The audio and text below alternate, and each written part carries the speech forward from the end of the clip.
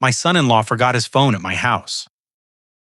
When it buzzed, I glanced at the screen and froze. A photo of Dorothy, my wife, dead for 3 years, smiling in a hotel room I'd never seen. The message below read, "Missing you terribly, my love. Can't wait for tonight." But Dorothy was buried in Portland soil. So who was sending these messages? And why did my son-in-law have dozens more just like it? I was determined to uncover the truth, no matter how dark it became, no matter who I had to expose. I made a promise right then. I would uncover the truth, protect my family, and make whoever did this answer for their crimes. Have you ever seen something on someone's phone that made your blood run cold? Tell me in the comments what you did next. Did you ignore it? Or did you follow your instincts? I need to know I'm not the only one. Scott's phone buzzed on my kitchen counter. The screen lit up and I saw something that made my blood freeze. A photo of my wife dead, 3 years now, smiling in a way I'd never seen before. I'd been pouring my second cup of Stumptown coffee when the vibration rattled the granite countertop. Scott had stopped by earlier that morning. Something about checking the furnace before the real cold hit Portland, and must have left it behind when he rushed off to a job site. Through the kitchen window, I could see Dorothy's garden, the one she'd spent 20 years cultivating, now reduced to bare rose canes and dormant perennials waiting for spring. Mount Hood sat low on the horizon, its peak catching the October light. My hand shook as I reached for the phone. I wasn't trying to snoop. I was going to call Scott, let him know he'd left it. But when I picked it up, the screen was still glowing, and Dorothy's face stared back at me. Not just any photo. This one showed her laughing, head thrown back, wearing a crimson blouse I'd never bought her. She looked younger somehow, happier. The kind of happy I thought she only had with me. Below the image, a text message. "Missing you like crazy, my love. Can't wait for tonight." My chest tightened. I fumbled for my reading glasses on the windowsill, nearly knocked them to the floor. This couldn't be real. Dorothy died 3 years ago in our bedroom upstairs. Sudden heart failure, the doctor said. I'd held her hand as the paramedics worked on her. I'd picked out her casket. I'd stood at her grave in Willamette National Cemetery while Father Patrick spoke about eternal rest. But here she was on my son-in-law's phone. I scrolled up with trembling fingers. Dozens of messages, months of them. You make me feel alive again. Last night was perfect. When can we meet? The contact name was just a letter M, more photos loaded as I swiped. Dorothy at a restaurant I didn't recognize. Candlelight warming her face. Dorothy in a hotel room with cream-colored walls and abstract art I'd never seen. Dorothy holding a glass of red wine, her eyes reflecting something I couldn't name. In every single image she wore clothes from a wardrobe I'd never known existed, stood in places we'd never visited together. My mind raced through possibilities, each one more impossible than the last. Someone was using my dead wife's photos. Some sick catfishing scheme. But why would these pictures be on Scott's phone? Why would my daughter Madison's husband have intimate messages from someone pretending to be Dorothy or? And this thought landed like a blow to my gut. What if they weren't pretending? What if my wife had lived a life I never knew about? I forced myself to breathe, to think. Dorothy and I had been married 42 years. High school sweethearts in Eugene, married at 23, built our life in this Laurelhurst Craftsman. When Madison was still in diapers, Dorothy taught second grade at Glencoe Elementary for 30 years.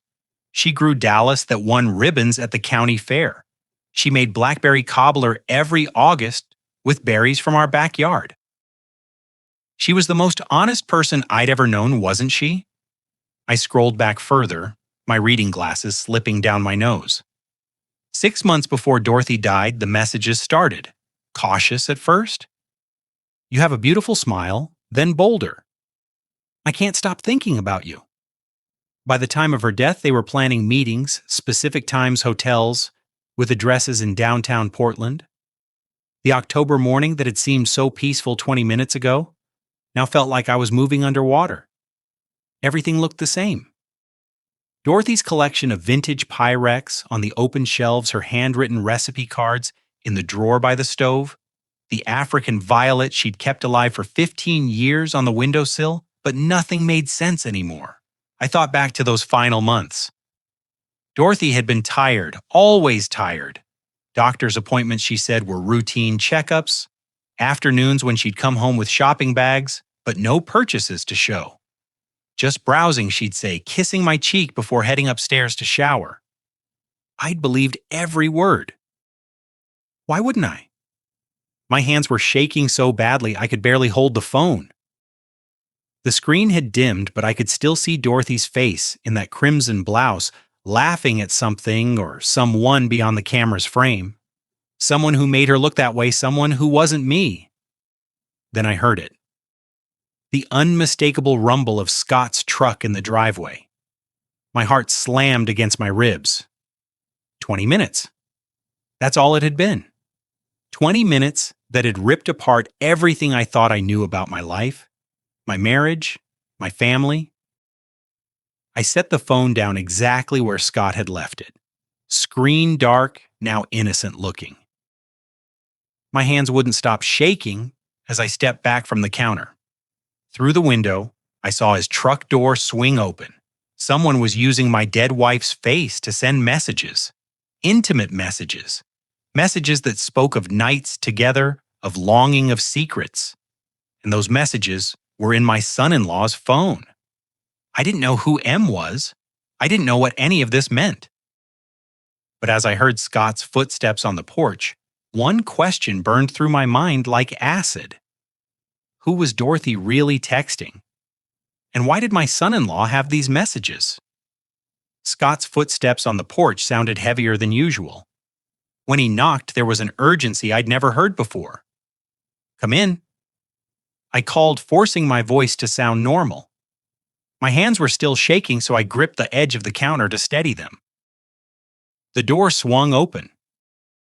Scott stood in the doorway, his work jacket unzipped, despite the October chill sweat glistening on his forehead. For a man whose job required calm under pressure, negotiating contracts, managing crews, juggling property maintenance jobs, he looked rattled. "Hey, Dad." The name he'd used for 12 years sounded strained. His eyes swept the kitchen landing immediately on the phone he'd left behind. "Thanks for not calling." I realized halfway to the Benson job site. "No problem," I said, stepping back to give him space. 35 years teaching high school English had trained me to read body language, to recognize the subtle signs when someone was lying. Scott kept checking his jacket pockets, a nervous habit I'd never seen before. He crossed the kitchen in 3 quick strides and grabbed the phone. Relief flashed across his face, followed by something darker. Fear or guilt. "Big contract presentation today," he said, thumbing the screen. "Can't afford to lose track of this thing." I poured myself more coffee, buying time on a Saturday. His jaw tightened briefly.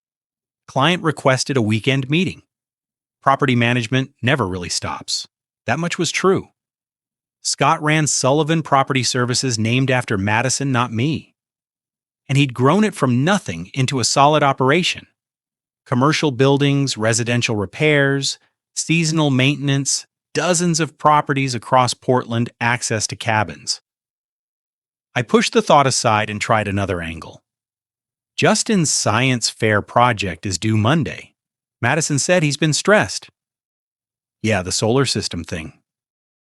Scott was already backing toward the door. Phone clutched tight.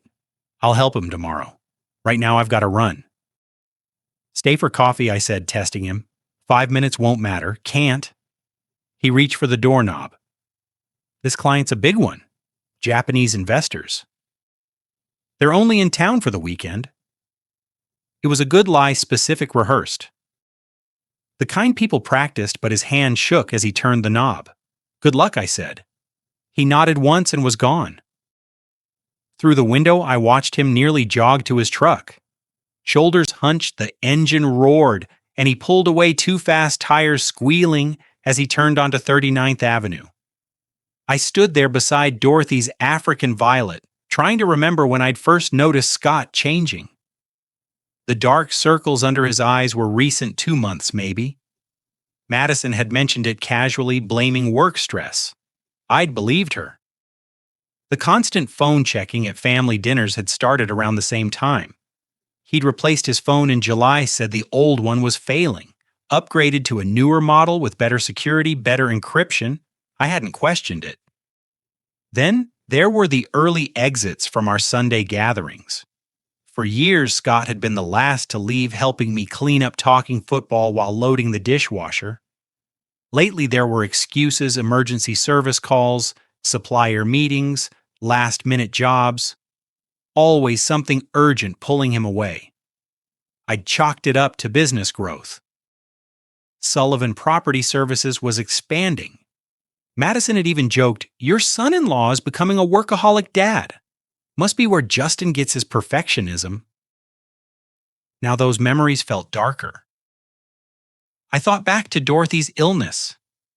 Those last 6 months when exhaustion overtook her, when doctor visits multiplied, when she grew fragile in ways that terrified me. Scott had been there. He drove her to appointments when I couldn't install grab bars in our bathroom without being asked, printed articles about cardiac care, sat with me in the hospital waiting room that final terrible morning. He'd been perfect, the son I never had, the man I welcomed into our family without hesitation when he and Madison announced their engagement 16 years ago. How could that man be connected to messages on a phone, messages using my dead wife's face, unless he wasn't? Unless he was just another victim. But then why the sweat? Why the shaking hands? Why the rushed exit and the lie about a Saturday meeting? I walked to the window and looked out at Dorothy's garden. The rose bushes she'd tended for decades stood bare against the fence. In spring, they'd bloom again. Pink, peace roses, deep red. Mr. Lincoln's the pale yellow Julia child. She planted the year before she died. Life moved forward. Seasons turned. Gardens grew back. But some things once dead stayed dead. I pulled out my own phone, older, simpler, and scrolled through photos until I found the last picture of Dorothy. Our anniversary dinner at Jake's famous crawfish, 6 months before she passed. She was smiling, but her eyes held something I hadn't noticed then. Distant sadness? Or was I only seeing that now Scott had messages on his phone? Messages from someone using Dorothy's photos. Dorothy's smile. Dorothy's identity messages about meetings and longing and nights together. As his truck disappeared down the street, one question burned through everything else. Was my son-in-law being deceived, or was he the one behind it? Wednesday morning, Madison showed up at my door at 8-year Eero. One look at my daughter's face, dark circles under her eyes, hair, uncombed hands trembling as she gripped her purse. And I knew something terrible had happened. "Come in, sweetheart." I stepped aside, watching her move past me like she was sleepwalking. This wasn't the Madison I knew. My daughter was a nurse at Providence, someone who dealt with blood and trauma and crisis every day with calm efficiency. She kept her hair in a neat bun. Her scrubs pressed her life organized down to the minute. The woman who collapsed onto my couch looked like she hadn't slept in days. "Dad, we need to talk about Scott." Her voice cracked. "Something's been wrong for months now. I can't pretend anymore." I sat down across from her, my heart already pounding. 4 days since I'd seen those messages on Scott's phone. 4 days of watching my son-in-law from a distance, cataloging every nervous gesture, every quick exit, every lie. "Tell me I said." The words tumbled out of her. Scott had been secretive with his phone for months, taking it into the bathroom, sleeping with it under his pillow, angling the screen away whenever she came near. He left the house at 6:00 in the morning and didn't return until 11 at night. Overtime contracts, he'd say big commercial jobs that needed evening supervision. But last week, Madison had called his business partner. Scott had left the job site at 3 UC. Where was he for 8 hours? Then her hands twisted in her lap. When I asked him, he got so angry. Told me I was being paranoid, that I was acting crazy. There was more. Late-night phone calls taken outside in his truck, even in the rain. Money disappearing from their joint account. $200, $300, sometimes $400 at a time. Business expenses he'd claimed, but there were never any receipts. The way he looks at me now. Madison's voice dropped to a whisper, like I'm the enemy instead of his wife. I reached across the coffee table and took her hand. It was ice cold. My mind raced with what I knew, what I'd seen, what I couldn't yet tell her. The messages on Scott's phone using Dorothy's photos, the intimate words, the planning of secret meetings. Did Madison need to know? Should I tell her that her husband might be involved in something even darker than an affair? Not yet. Not without more proof. If your instincts are right, I said carefully, then we need to find out what's happening. But we need to be smart about it. What do I do? The hope in her voice nearly broke me. Document everything.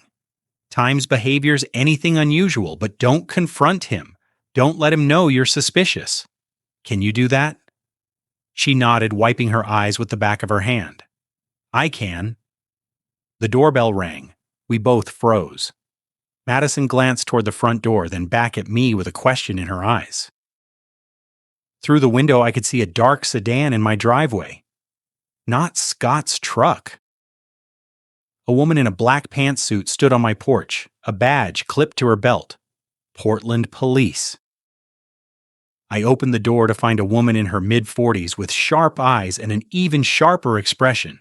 Mr. Elliot Sullivan. Yes, I'm Detective Lisa Morgan, Portland PD. She showed me your badge. I need to ask you some questions about your wife's death. May I come in? My mouth went dry. My wife died 3 years ago. Heart failure. That's what we're here to discuss. Her gaze moved past me to Madison on the couch. Is this your daughter? Yes, Madison? Good. I'll need to speak with both of you. She stepped inside without waiting for permission, pulling a notebook from her jacket. We've received information suggesting Dorothy Sullivan's death wasn't from natural causes. The room tilted. Madison made a small sound behind me. What information? I managed. Detective Morgan settled into the armchair, her posture relaxed, but her eyes missing nothing. Let's start with something simple. Mr. Sullivan, were you aware of a life insurance policy on your wife, $750,000 purchased 6 months before her death? The number hit me like a physical blow. No, that's no. Dorothy handled our bills when she was sick. I never saw the payments came from your joint account. Morgan continued flipping through her notes. Listed as medical expenses, very easy to miss if you weren't looking closely. Madison was on her feet now, moving to stand beside me. Who was the beneficiary? Oh, initially your father. Morgan's gaze shifted between us. But 2 months after Dorothy's death, it was changed. The entire amount now goes to something called the Dorothy Memorial Trust. My chest constricted. I never heard of any trust. The trustee is listed as Scott Brennan, your son-in-law. Madison's hand found my arm, gripping tight enough to hurt. Thought there's more, Morgan said, and something in her tone made me brace for impact. We received an anonymous tip 3 days ago, very detailed. The tipster claims Dorothy Sullivan was having an affair in the months before her death. The word affair hung in the air like smoke.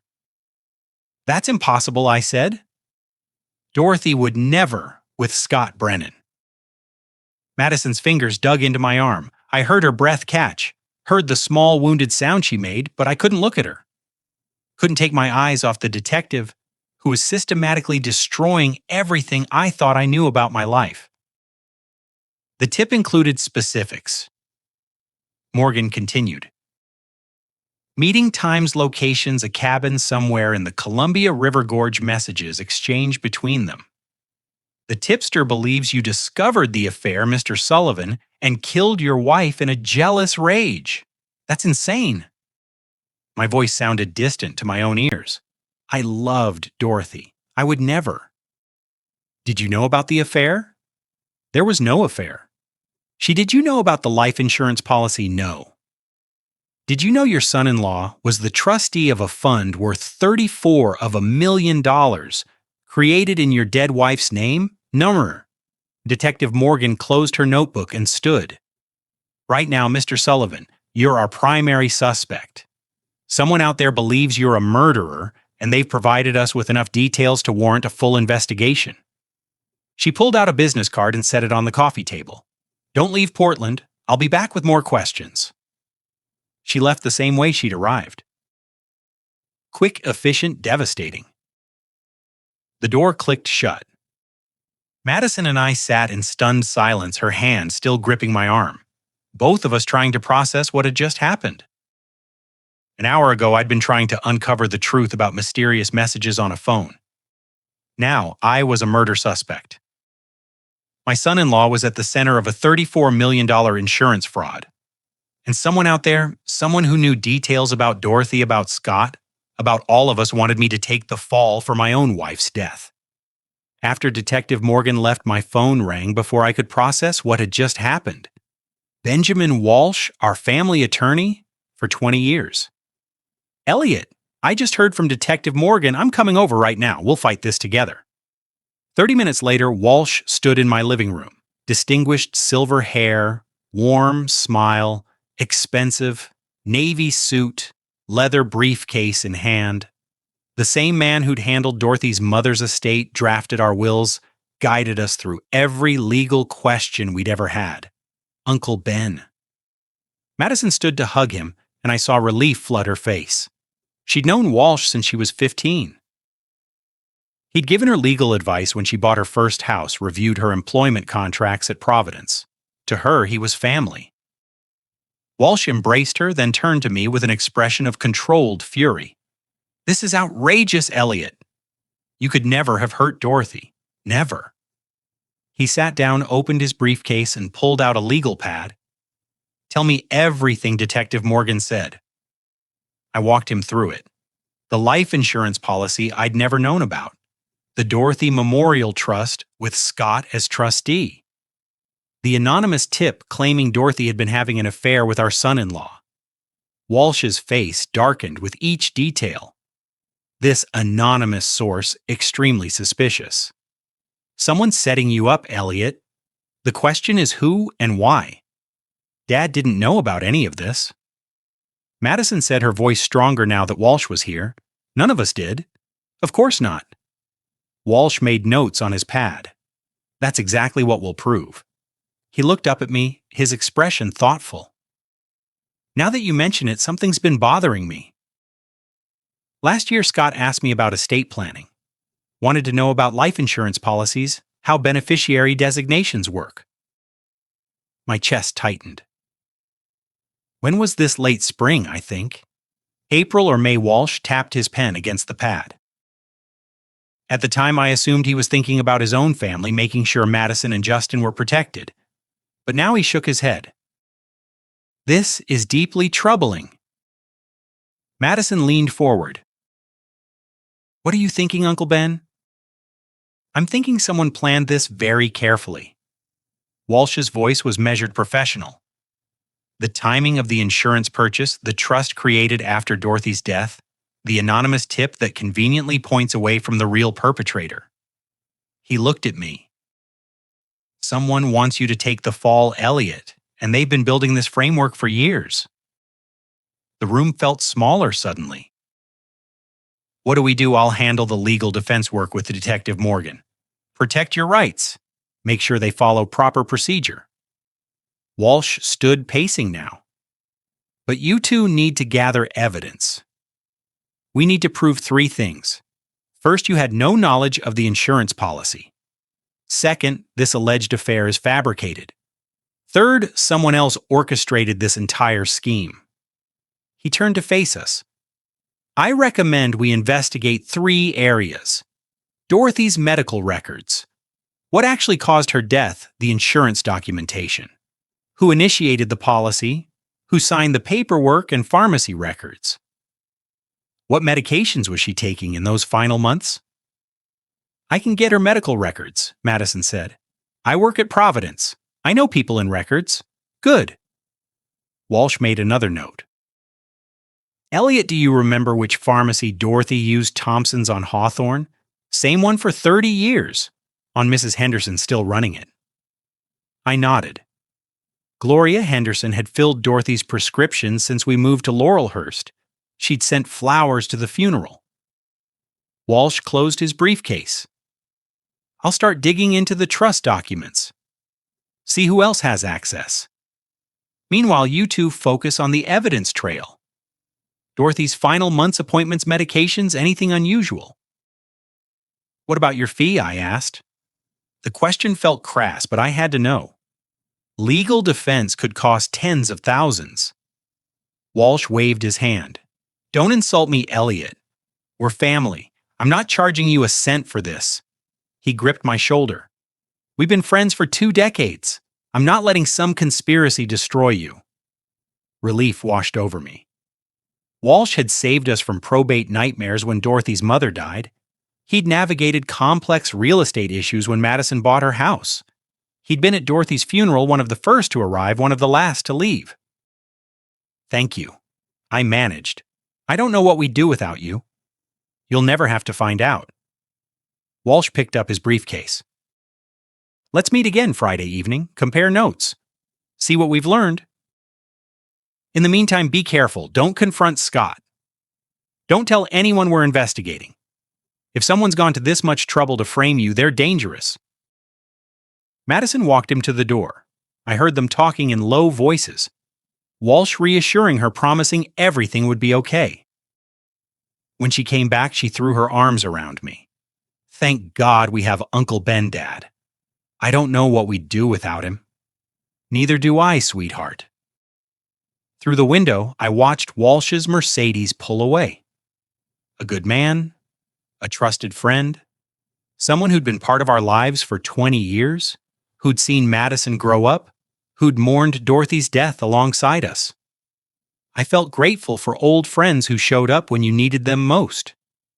Thursday and Friday became a blur of discoveries that demolished everything I thought I knew about my wife's death.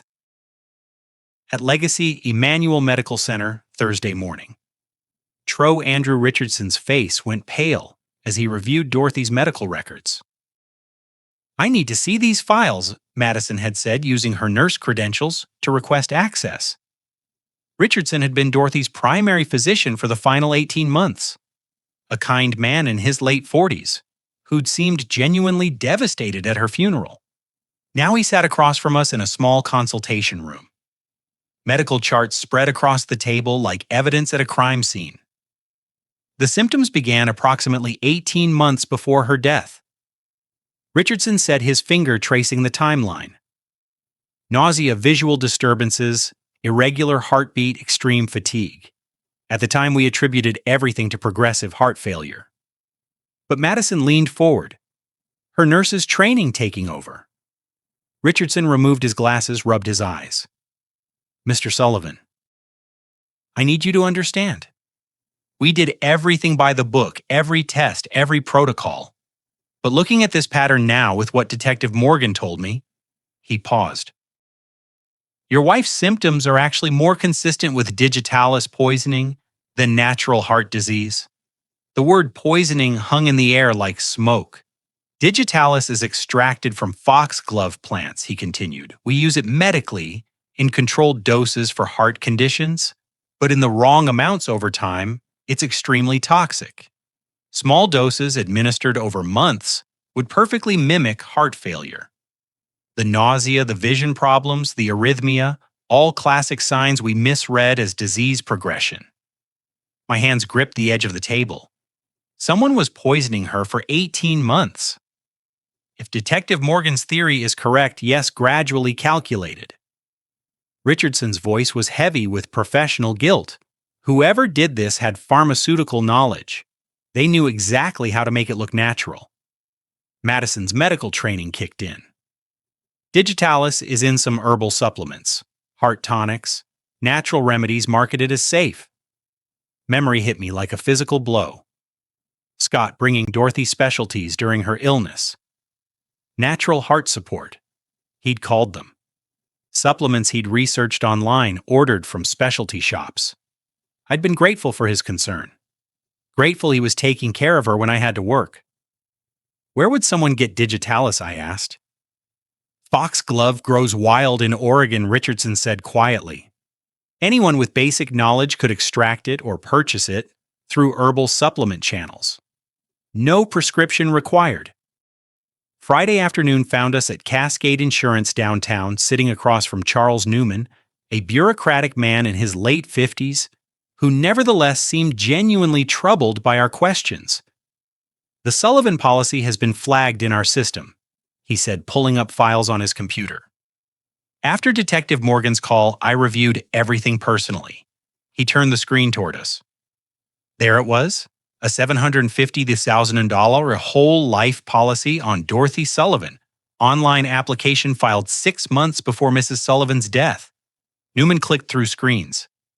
Monthly premiums of $542 paid from your joint checking account. He glanced at me. Listed as medical expenses in the transaction notes, I thought back to those months. Dorothy had handled the bills when she got sick. Said it gave her something to focus on, made her feel useful. I'd never questioned the amounts. Medical costs were high, doctor visits, prescriptions, tests. What was a few hundred more? Or the signature on the application, Madison said, is it verified? Newman hesitated. Digital signature. We have protocols. But he trailed off. It passed our initial screening. What about the beneficiary on, I asked. Newman pulled up another screen. Originally listed as Elliot Sullivan, changed 8 weeks after Mrs. Sullivan's death to the Dorothy Memorial Trust. Who filed the change? Attorney of record Benjamin Walsh and Associates. The name hit me like cold water. I felt Madison's hand find mine under the table. Walsh, our family attorney. The man who'd sat in my living room 2 days ago, promising to help clear my name. The man I'd trusted for 20 years. But Walsh was our lawyer. Of course, he'd set up the trust.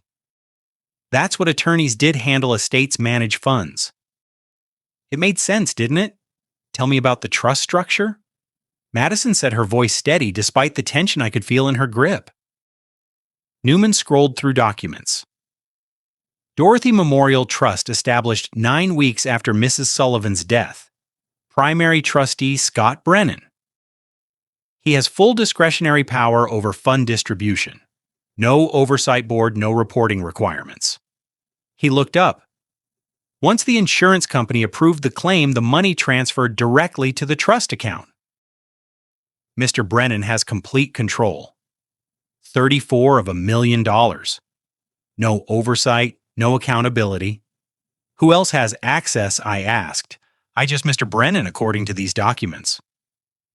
Newman frowned at his screen. Though there's a notation here about a backup trustee in case of Mr. Brennan's incapacity or death. Benjamin Walsh. My mouth went dry. Walsh again. But that was normal for estate planning, wasn't it? Backup trustees, contingency plans, responsible legal work. So why did my stomach twist every time I heard his name? We thanked Newman and left as the Friday evening rush began filling Portland's streets. Madison and I sat in her car, in the parking garage, neither of us speaking for a long moment. Dad, her voice was small. Dr. Richardson said whoever poisoned Mom needed pharmaceutical knowledge. I know. And the insurance policy was filed online, probably using forged signatures. I know. And Scott controls all the money with Walsh as backup. I looked at her. My daughter, who'd been a nurse for 12 years, who understood medicine and death and the ways people could hurt each other. What are you thinking Scott brought Mom those supplements? The tea, the heart tonics? He was always researching natural remedies online. Her hands tightened on the steering wheel. But he couldn't have done all this alone. The insurance fraud, the trust, the whole framework that took legal expertise. Walsh's face flashed through my mind. His warm smile as promises to help his convenient timing calling minutes after Detective Morgan left. But no Walsh had been our friend for 20 years. He'd mourned Dorothy. He'd helped us through her mother's estate. He was Uncle Ben to Madison. We don't have proof, I said finally. Just suspicions. Then we keep investigating. Madison started the car. Tomorrow we talk to Mrs. Henderson at the pharmacy. See what medications Mom was actually taking. As we drove home through Friday evening traffic, I tried to organize what we'd learned. Dorothy poisoned with digitalis over 18 months.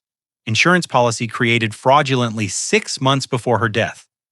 Money laundered through a trust controlled by Scott established by Walsh.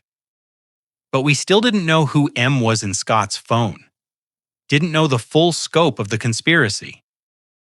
The answer would come tomorrow from a pharmacist with an excellent memory. Saturday morning brought us to Thompson's Pharmacy in Selwood, a charming neighborhood where Dorothy had shopped for 30 years. Moose's Gloria Henderson's remarkable memory would unlock the final piece of the poisoning puzzle and trigger a threat that changed everything. The pharmacy still had that old-fashioned feel. Wooden shelves, a soda fountain counter from the 1950s, the smell of compounded medications mixing with coffee from the cafe next door. Mrs. Henderson emerged from behind the prescription counter when she saw us, her face lighting up with recognition. Elliot Sullivan Madison. She came around to embrace us both. I still think about your mother every day, sweetheart. Such a lovely woman. We settled in a corner booth away from other Saturday shoppers. Miss Henderson had brought Dorothy's purchase records, 30 years of prescriptions and over-the-counter medications, all meticulously documented. Hacho. Dorothy bought her cardiac medications here, she said, running her finger down the printout. Legitimate prescriptions from Dr. Richardson, but she also purchased herbal supplements regularly. My chest tightened. What kind of supplements? Heart tonics, mostly natural remedies. Mrs. Henderson pulled reading glasses from her pocket. She specifically requested formulations containing foxglove extract. Madison leaned forward. Digitalis. Exactly. Mrs. Henderson's expression darkened. I warned her.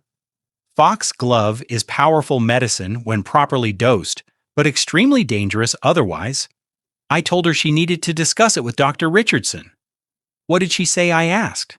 That her son-in-law was helping manage her medications. That he had a business partner who worked in pharmaceutical research. Mrs. Henderson looked at me directly. She trusted him. Elliot said Scott knew what he was doing, that his partner was an expert. The pieces clicked together with sickening clarity. Scott had someone with pharmaceutical expertise, someone who knew exactly how to poison Dorothy slowly, systematically making it look like natural heart failure. Madison's hand found mine across the table. Dad. Scott has a business partner. I'd forgotten she handles his commercial accounts, the big corporate contracts. Who? But I already knew the contact in Scott's phone. M. Monica Garrett. Madison's voice was barely a whisper. She works in pharmaceutical research, specializes in cardiac medications. Mrs. Henderson pulled out purchase receipts, laid them in chronological order. The herbal foxglove supplements were bought every 2 to 3 weeks. The doses increased gradually over time. She pointed to the final entry. Last purchase was 2 weeks before Dorothy died. I stared at the timeline. 18 months of systematic poisoning disguised as natural heart supplements. Scott Brennan with financial motive and access. Monica Garrett with pharmaceutical knowledge and expertise. $750,000 waiting at the end. May I have copies of these records? I asked. Mrs. Henderson had them ready. I made them when Detective Morgan called. I'm so sorry, Elliot. If I'd known you tried to warn her. I folded the papers carefully. Thank you, Gloria. We left Thompson's at 12:03, the Saturday afternoon sun, bright and warm, in a way that felt wrong. Everything felt wrong. My wife had been murdered by our son-in-law and his pharmaceutical researcher partner, and I'd been too blind to see it. "We take this to Detective Morgan first thing Monday," Madison said as we reached her car. My phone buzzed. Unknown number text message. "Stop digging into the past or your grandson's future ends. You have until Monday." Below it, a photo. Justin walking out of Riverside Middle School, backpack slung over one shoulder, completely unaware someone was photographing him. The timestamp read, "Today, 8:47 a.m. this morning." While we'd been at the pharmacy, someone had been watching my 12-year-old grandson. "Dad." Madison saw my face. "What is it?" I showed her the phone. Watched the color drain from her face.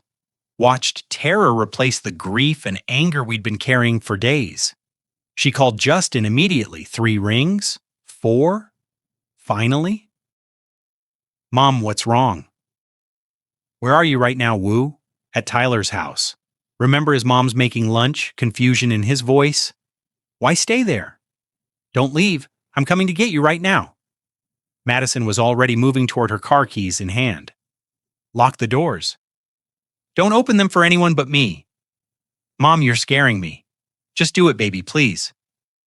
She was in the car, engine running before I could say anything. "Through the window, meet me at my house. We need to figure out what to do." I stood in that pharmacy parking lot, staring at the photo of my grandson, 12 years old. Same age Madison had been when Dorothy and I bought the house in Laurelhurst. Same innocence, same trust in the world being a safe place. They'd killed Dorothy. Poisoned her slowly over 18 months, made it look like natural causes, stolen 3/4 of $1 million. And when I'd started asking questions when we'd gotten close to the truth, they'd threatened a child. My grandson Dorothy had died protecting Madison and Justin. I understood that now. Whatever pressure they'd put on her, whatever threats they'd made to force her to sign insurance papers, to take the poison supplements, she'd done it to keep her family safe. Now someone was threatening him again. They thought they were warning off a confused old man, a grieving widower who'd stumble and back down when his family was threatened. They didn't realize they'd just given a father a reason to burn their entire conspiracy to the ground. Saturday evening found me alone in my house, standing outside Dorothy's office door. I hadn't entered this room since the funeral 3 years ago.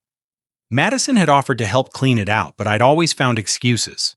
Too painful, too soon, maybe next month. Now I understood why I'd been avoiding it. Some part of me had known Dorothy was too smart, too careful to leave without answers.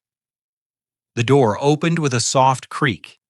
Everything remained exactly as she'd left it. Her reading glasses on the desk, a half-finished crossword puzzle from 3 years ago, her collection of teaching awards on the wall. The room still smelled faintly of her lavender hand lotion. I started with the desk drawers. Old lesson plans from her teaching days at Gleno Elementary, thank you cards from students' photographs of Madison at various ages. The filing cabinet held tax returns, medical bills, warranties for appliances we'd long since replaced. Then I moved to the bookshelf. Dorothy had been an English teacher for 30 years. She'd accumulated hundreds of books, many with her handwritten notes in the margins. I ran my fingers along the spines, remembering how she'd quote passages at dinner, how she'd made literature come alive for her second graders. My hand stopped on To Kill a Mockingbird, her favorite. She taught it every year, called it the most important book ever written about justice and standing up for what's right. I pulled it from the shelf and something fell out. A journal, leather-bound, small enough to fit in a purse. Dorothy's handwriting on the first page, private for Elliot only. My hands shook as I opened it. The entries began 6 months before her passing and continued almost until the end. As I read, Dorothy's voice came alive on those pages. Her intelligence, her fear, her impossible courage. She'd started suspecting something was wrong when her symptoms began matching what she remembered about digitalis toxicity from her reading. She'd found supplements hidden in Scott's Carfox glove extract tucked away in the glove compartment, and her teacher's instinct told her something wasn't right. But she was terrified she might just be a sick woman becoming paranoid. So she watched and waited, documenting everything. Over the following months, she observed Scott preparing her tea with unusual precision, measuring out supplements like someone following a careful formula. She found emails on his laptop communications with Monica Garrett discussing timelines and inheritance structures and trust frameworks. Then 3 months before she passed, everything became horrifyingly clear. Scott had brought Monica to our house while I was at book club. Dorothy described Monica as younger than expected, with cold eyes working in pharmaceutical research. They'd forced Dorothy to sign papers, insurance beneficiary changes. Scott had made it clear that if she didn't cooperate, Madison and Justin would be put in serious danger. Dorothy wrote that she'd signed with shaking hands because she had no choice. They were threatening our daughter and grandson. She was losing strength anyway, she reasoned. Better her than them. In her final entries, Dorothy wrote about how weak she'd become, how she'd made the choice to stay silent rather than risk harm coming to Madison and Justin. She let Dr. Richardson believe it was natural heart failure because speaking up would put our family in danger. She'd accepted her fate, hoping that someday I might figure it out and get justice for her. But in that moment, keeping our family safe was all that mattered to her. Then I reached her last entry, written just 2 weeks before she passed. My vision blurred with tears as I read her final words to me. She apologized for not being able to tell me the truth, explaining she'd been too afraid of what Scott would do to Madison and Justin. She made me promise to protect them at all costs and to seek justice for what had been done to her, but she also, and she emphasized, this didn't want me to let grief destroy my life. She wanted me to live to plant the roses we talked about to remember her in the garden, but not to live in the past. She told me she'd loved me since we were 17, that I'd given her the most beautiful life, and that I shouldn't waste mine mourning her. She wanted me to fight for our family, and then find joy again. I collapsed into her desk chair, the journal pressed against my chest, sobs tearing through me. Dorothy had known everything. She'd figured out that Scott was deliberately making her ill-found evidence of his conspiracy with Monica Garrett, understood what was happening to her, and she'd chosen to go quietly rather than risk our daughter and grandson's safety. There had been no affair. The anonymous tip Detective Morgan received was a complete fabrication designed to frame me for something. I would have given anything to prevent him. Dorothy had been faithful, loving, and impossibly brave. Right until her last breath. She'd protected Madison and Justin the only way she could, by sacrificing herself. I don't know how long I sat there reading her words over and over, feeling the weight of her love and her terror and her impossible choice. The woman I'd shared 42 years with had faced this alone, too afraid to tell me, convinced she was saving our family by staying silent. My phone showed 9:47 p.m. Outside, the October darkness had deepened. Dorothy's roses stood bare in the garden, waiting for spring. But someone was still threatening Justin. Still acting like Dorothy's sacrifice meant nothing. Like they could terrorize a 12-year-old boy and face no consequences. They'd underestimated her love. And they were about to learn they'd underestimated mine. I picked up my phone and called Benjamin Walsh. He answered on the second ring. Elliot, I was just thinking about you. How's the investigation going? We have Dorothy's journal. I said, my voice steady despite the tears still on my face. We have proof. Everything she knew. Everything Scott and Monica did, it's all documented. That's remarkable. Walsh sounded genuinely shocked. Where did you find it? I hid it in her favorite book. She knew I'd look there eventually. I stood up Dorothy's journal in my hand. It's time to end this, Ben. Monday morning we take everything to Detective Morgan. The journal Mrs. Henderson's pharmacy records the insurance documents. All of it. Absolutely. Walsh's voice was warm, supportive. Bring the journal to my office first thing Monday. I'll review it. Make sure we present everything properly to the detective. We want to make certain Scott can't escape justice on a technicality. Thank you, Ben. I don't know what we'd do without you. That's what family is for Elliot. Get some rest. Monday we bring justice for Dorothy. I hung up and looked around Dorothy's office one last time. She'd left me the truth. Now it was my job to make sure the truth brought down the people who'd taken her from us. Sunday morning I woke to my phone ringing at 8:30.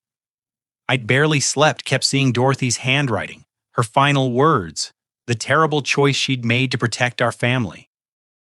The journal sat on my nightstand where I'd placed it after Walsh's call the night before. Elliot, it's Ben.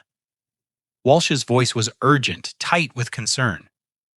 Madison called me last night about the threat against Justin. I've been up all night thinking about this. We can't wait until Monday morning to meet at my office. This situation is too dangerous. I'm coming to your house right now. Ben, what said that threat gave you until Monday? These people are escalating. Dorothy's journal changes everything, but we need to act immediately. I heard a car door slam in the background. I'm already on my way. I'll be there in 30 minutes. Have the journal ready. He hung up before I could respond. I made coffee, my hand still unsteady from reading Dorothy's words the night before. Through the kitchen window, the October morning looked deceptively peaceful. Neighbors walking dogs, kids riding bikes. The kind of normal Sunday that felt like it belonged to a different world than the one I was living in. Walsh arrived at 9:15, parking his Mercedes in my driveway. He was dressed more casually than I'd ever seen him. Jeans of fleece, pullover hiking boots. Not his usual attorney uniform. Show me the journal, he said the moment I opened the door. No pleasantries, no small talk. His intensity was palpable. I led him to the dining room. Dorothy's journal still lay on the table where I'd left it. Walsh sat down, pulled on his reading glasses, and began to read.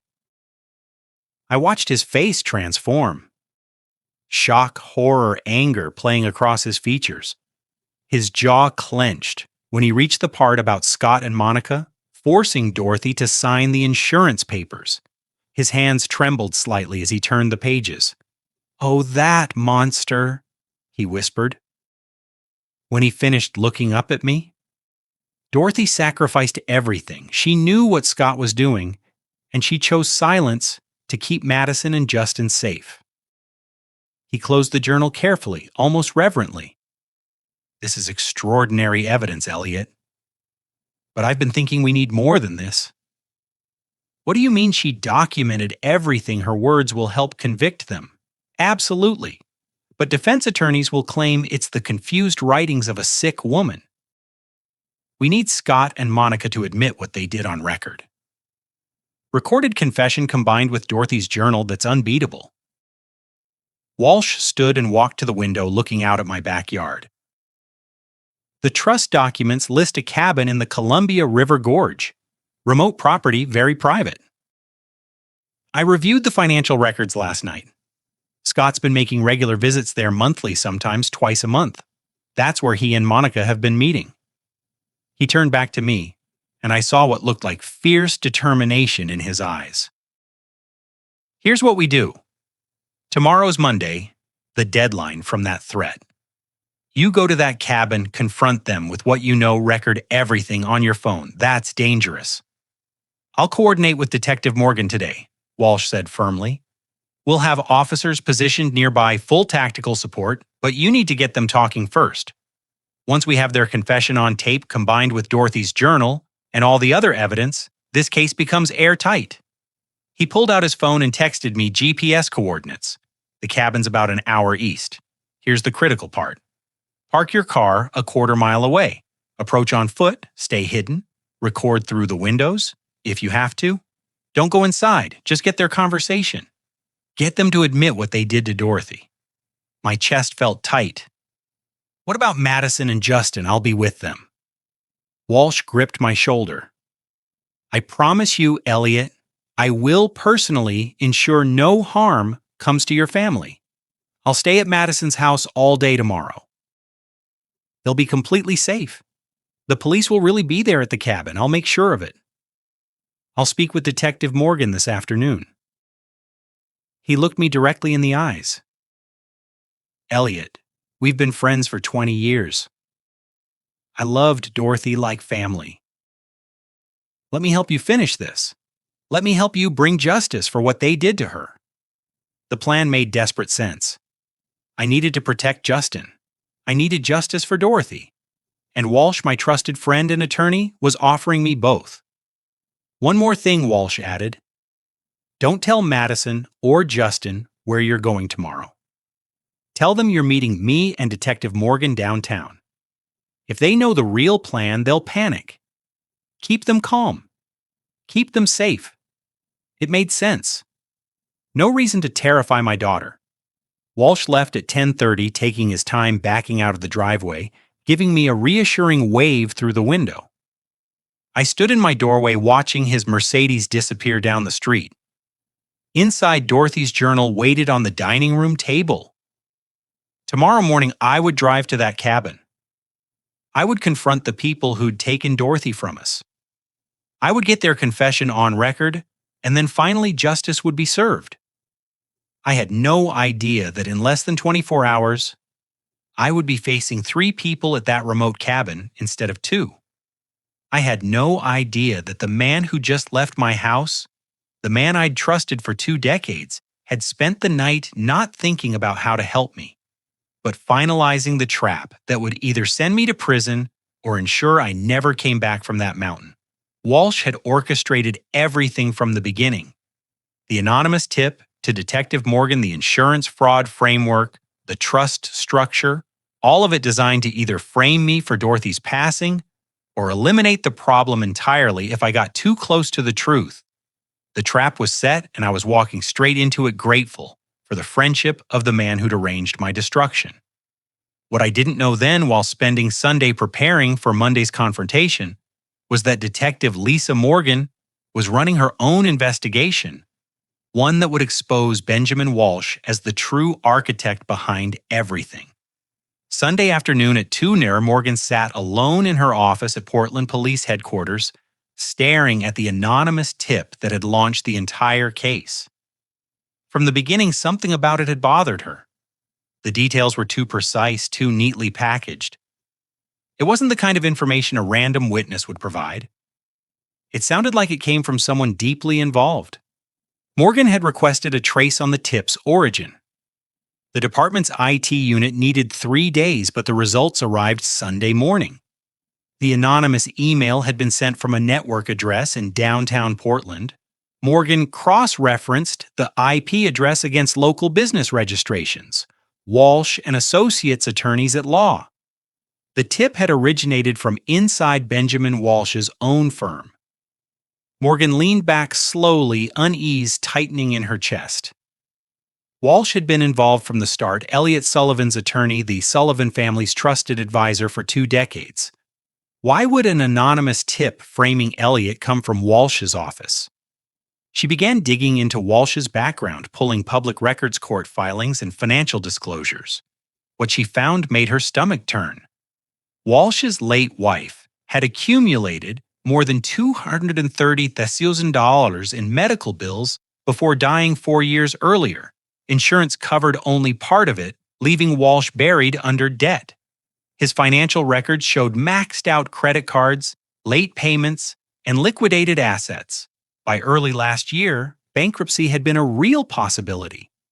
Then, Morgan found something else. 8 weeks after Dorothy Sullivan's death, Walsh had deposited $50,000 in cash into an offshore account in the Cayman Islands. The timing matched exactly with the payout from the Dorothy Memorial Trust. Morgan opened the trust documents she had collected earlier. Most of it was routine legal language, but she read every line carefully. On page 47, paragraph 12, subsection C, she found the key clause. In the event the primary trustee, Scott Brennan, becomes deceased or incapacitated, full control transfers to the backup trustee, Benjamin Robert Walsh. Everything snapped into focus. Walsh was the mastermind. He had helped Scott and Monica eliminate Dorothy. He structured the trust so Scott acted as a buffer. Then he sent the anonymous tip to frame Elliot. Once Elliot was convicted or killed, Walsh would arrange for Scott to meet with a fatal accident. With Elliot and Scott gone, Walsh would control the entire $750,000. Morgan's hands trembled as she reviewed Walsh's recent activity. He had purchased a one-way ticket to Rome departing Tuesday morning. He had rented a villa in Tuscany for 6 months. He was planning to vanish. She grabbed her phone and called Elliot Sullivan. No answer. She called again. Voicemail. Morgan drove to Elliot's home in Laurelhurst. The house was empty. She knocked next door where an elderly neighbor answered. "Oh, Elliot," the woman said. "He left early this morning. Said he had important business Monday. Looked very determined. Did he say where Morgan asked? No, dear. Just that he'd be back by evening." Morgan felt her stomach drop. Back in her car, she called Madison Sullivan. Straight to voicemail. She contacted Providence Hospital and asked for Madison's department. A nurse explained Madison had called in sick, staying home with her son after a family emergency. Morgan tried Walsh's office. His secretary said Walsh was unavailable, taking Sunday off to prepare for an important case Monday. Everything was converging on Monday. Morgan returned to the station and laid out every piece of evidence: pharmacy records showing foxglove purchases, insurance, paperwork, trust structures. Once she knew where to look, Walsh's fingerprints were everywhere. She pulled Madison's address and drove there immediately. Madison answered the door, exhausted. Justin played quietly behind her. "Detective Morgan, is something wrong?" "Where is your father going tomorrow morning?" Madison hesitated. "He said he was meeting you and Mr. Walsh downtown." Morgan's heart sank. Did he mention anywhere else? Madison paused, thinking. Walsh mentioned trust properties. A cabin, I think. In the Columbia River Gorge. Morgan asked for anything Walsh had sent.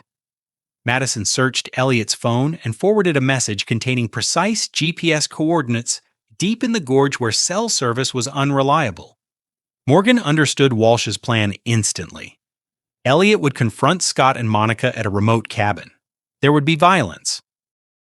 When authorities arrived, Elliot would be blamed, or worse, Elliot wouldn't survive at all.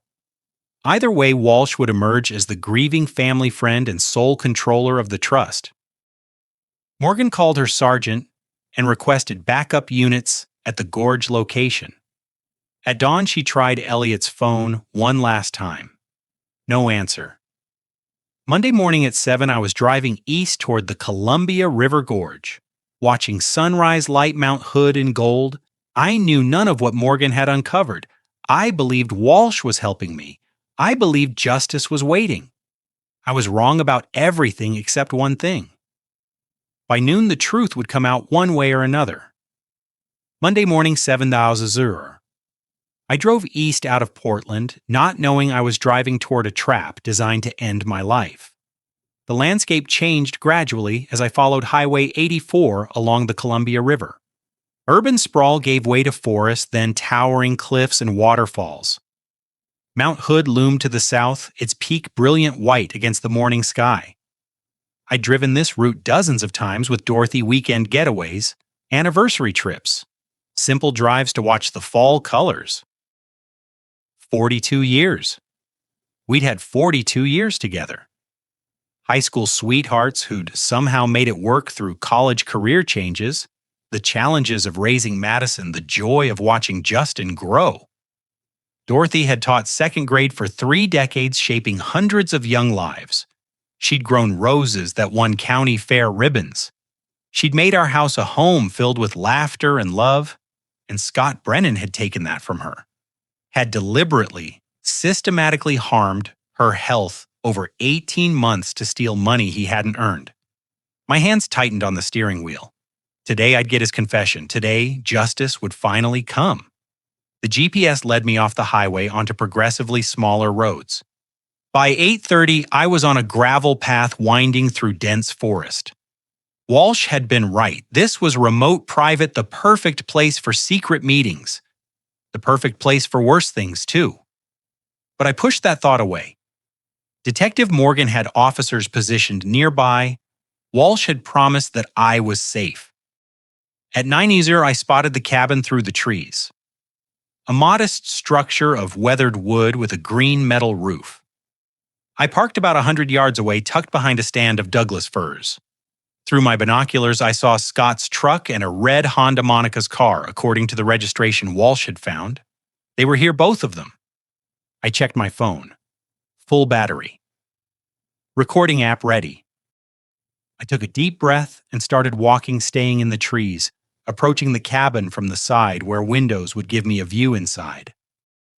At 9:15, I pressed my back against the cabin's rough exterior wall.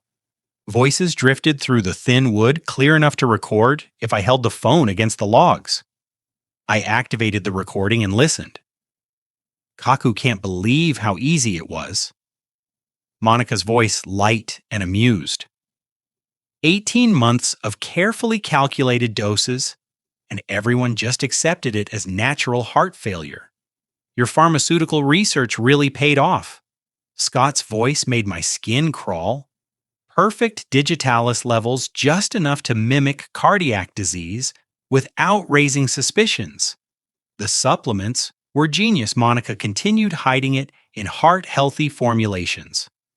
That old woman trusted you, completely playing the devoted son-in-law. Scott laughed, actually laughed, measuring out each dose so carefully, making her tea, bringing her vitamins. Don't worry, Dorothy, I'm taking care of you. I pressed the phone harder against the wall, my other hand clenched into a fist. Keep talking, I thought. Confess everything. The insurance paperwork was trickier, Monica said. When you told me we had to threaten the daughter and grandson to make her sign, it worked, didn't it? Scott's voice held no remorse. Pathetic, really, but effective. Tell an old woman you'll harm her family and she'll sign anything, and the fake affair story. Monica asked. That was brilliant. Photo editing apps and fabricated text messages. Walsh suggested that detail make it look like Elliot discovered Dorothy cheating. Give him a motive for harming her. The cops ate it up. My breath caught. Walsh. They just confirmed Walsh was involved. Speaking of Walsh, Scott continued. He's handling the final pieces now. Lured the old man up here so we can tie up loose ends. Once Elliot's out of the picture, Walsh arranges my accident and he walks away with the entire trust fund. Leaving us with nothing. Monica's voice sharpened. Leaving us alive, Scott corrected. Walsh is thorough. He's already got exit plans Rome, I think. But he promised our cut gets wired to our accounts before he disappears. $250,000 each. If he actually follows through, he will. We're all in this together now. Too much evidence pointing at all three of us if anyone talks. My phone was still recording, capturing every word. But my mind was reeling. Walsh, my friend of 20 years, the man I'd trusted with my life. He'd orchestrated everything. The trap I was standing in right now, I needed to leave. Needed to get this recording to real police, to Detective Morgan, to someone who could. My foot came down on a dry branch. The snap echoed through the forest, silence like a gunshot. What was that? Monica's voice suddenly sharp. Outside, Scott's chair scraped. Someone's out there. I ran, or tried to, but 68-year-old knees don't respond the way they used to. I stumbled over roots, crashed through undergrowth. My phone clutched in one hand while branches tore at my face and jacket. There's Scott's shout behind me. I made it maybe 20 yards before my knee gave out completely. I went down hard, flying from my grip, landing in the dirt somewhere ahead of me. When I looked up, Scott was standing at the corner of the cabin, one hand moving to his belt. I saw the weapon there. Dark metal, brutally efficient looking. Our eyes met across the forest clearing. Well, well. Scott said, his voice calm in a way that made everything worse. Elliot Sullivan. Right on time. Right on time. Scott's words confirmed my worst fear. This was a trap. Monica emerged from the cabin also armed. Together they advanced, forcing me back against a massive Douglas fir. My phone was somewhere in the dirt behind me, still recording everything if I could just reach it. Pete, I recorded everything. I said, my voice steadier than I felt. Your confessions, all of it. Monica moved fast, scanning the ground until she found my phone. She held it up, screen glowing. He was recording, still is. Her finger hovered over the stop button, but he hasn't uploaded it anywhere. It's all right here. Perfect. Scott said keeping his weapon trained on me makes this simpler. Here's what's going to happen, Elliot. You're going to disappear up here in these woods. Eventually they'll find your remains. Tragic story. Guilt-ridden widower who couldn't live with what he'd done to his wife. They'll find evidence. You came here planning to end things. Detective Morgan knows I'm here. I tried. Scott laughed. No, she doesn't.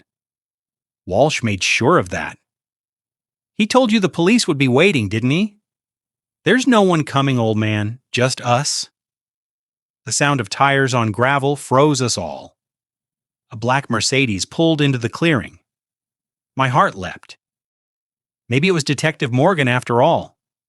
Maybe Walsh had actually coordinated with police like he'd promised. Benjamin Walsh stepped out of the car. He was holding a weapon and he was smiling. Elliot, he said warmly as if we'd just met for coffee. Thank you for being so predictable. Ben. My voice cracked. What are you? Then Walsh did something that made my blood turn to ice. He raised his weapon and pointed it at Scott and Monica. Step away from him, Walsh ordered. Both of you now. Scott's face went pale. Walsh, what are you doing? We had a deal. We had an arrangement. Walsh corrected, his voice calm and businesslike. You two were tools. Very useful tools, but ultimately disposable ones. Monica's hand shook on her weapon. You promised us money. You promised I promised you what you needed to hear to make you cooperate. Walsh moved closer, his weapon never wavering. Did you really think I'd share $750,000 with you after all the work I put into this? The pieces clicked together in my horror-struck mind. Walsh had manipulated everyone. Scott and Monica thought they were partners. I'd thought Walsh was my ally. We'd all been pawns. Let me explain how this really works. Walsh continued, his tone almost professorial. I orchestrated everything from the beginning. The insurance policy, I helped Dorothy fill out the online application, guided her hand on the digital signature. She trusted me completely, never questioned why her family attorney was helping with insurance paperwork. He gestured towards Scott with his weapon. Clear as throat, I recruited Scott, first discovered he had significant gambling debts, was desperate for money. I suggested a business opportunity, marry into a wealthy family, wait patiently, and when the time was right, help facilitate an inheritance. You manipulated me, Scott said, his voice hollow. I gave you direction, Walsh corrected. You were already a parasite, Scott. I just pointed you at a specific host. Then I brought in Monica. He turned to her, brilliant pharmaceutical researcher drowning in student loans. Research funding dried up. I offered her a solution. Apply your expertise to a practical problem. Get paid handsomely. Monica's face had gone white. You said it would look natural, that no one would ever know. And it did look natural. Walsh agreed. Beautiful work. Really 18 months of carefully calculated digitalis doses, perfectly mimicking heart failure. I was quite impressed. My hands clenched into fists. You helped them end Dorothy's life.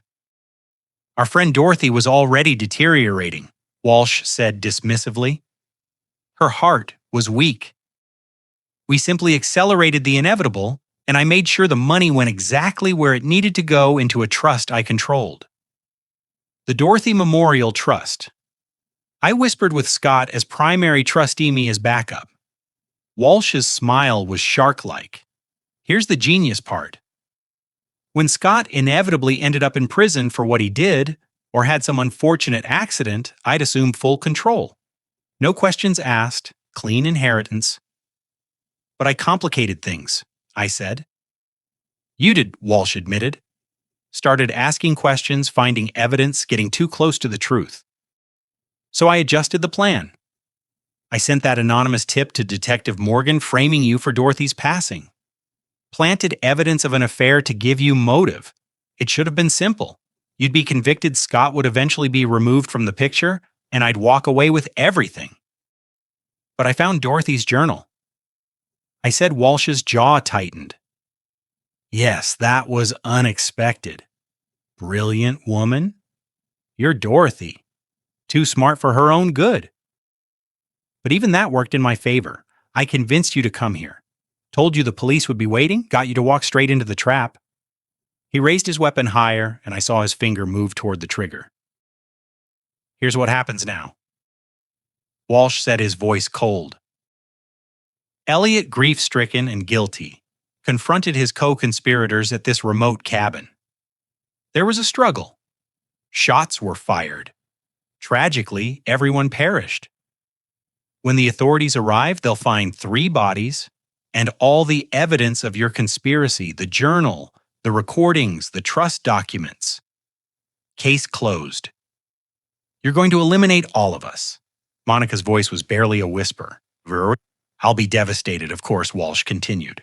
My dear friend Elliot, driven mad by guilt, and the 2 criminals who'd taken advantage of the Sullivan family. I'll attend the funerals, accept the condolences, and then quietly transfer the trust funds to my offshore accounts before retiring to my villa in Tuscany, Annie. You've been planning this for years, I said. Since my wife's medical bills destroyed me financially, yes. Walsh's mask finally slipped, showing raw bitterness beneath. 20 years I served your family, Elliot. 20 years of loyalty, of friendship, of watching you live in your comfortable house while I drowned in debt. When Dorothy's mother passed and I saw that estate value, I realized I'd earned this. I deserved compensation for decades of devotion. You deserved nothing, I said. Dorothy trusted you. We all did. And that trust, Walsh said, raising his weapon to point directly at my chest, is what makes this possible. The forest had gone silent. No birds, no wind. Just 4 people in a clearing, 3 weapons, and the truth finally exposed. Walsh's finger tightened on the trigger. Then, cutting through the terrible silence, a voice I'd never been happier to hear. Drop your weapon, Mr. Walsh. Drop it now. Detective Lisa Morgan stepped out of the forest shadows like an avenging angel, her service weapon aimed squarely at Walsh's chest. Drop it, she commanded again. Now Walsh's face went through a rapid transformation, shock calculation, then resignation. His weapon clattered to the ground. Then the forest exploded with movement. Portland police tactical officers emerged from every direction behind trees from the far side of the cabin along the gravel road. 10 officers, all armed, all converging on the clearing. Scott tried to run. He made it 3 steps before 2 officers tackled him to the ground. Monica simply raised her hands, weapon falling from her shaking grip. Her pharmaceutical researcher's mind apparently calculating that resistance was futile. Walsh was thrown face first against his Mercedes hands, wrenched behind his back, metal handcuffs clicking into place. The man who'd orchestrated everything, who'd maintained perfect control for years, was now just another suspect being processed. Morgan approached me, holstering her weapon. Mr. Sullivan, are you hurt? No, how did you? When did you? We've been here since 7 this morning, she said, gesturing to the tactical team. Positioned in the treine, we have parabolic microphones that picked up every word spoken in that cabin and out here. Every confession, every admission, all of it recorded. My legs nearly gave out. You heard everything, yeah. Walsh orchestrating the insurance fraud. Scott and Monica admitting to harming your wife's health over 18 months.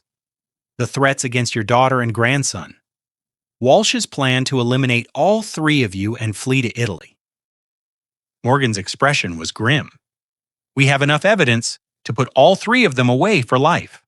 Officers were searching the area. One found my phone in the dirt, held it up. Still recording, detective, Good Morgan said.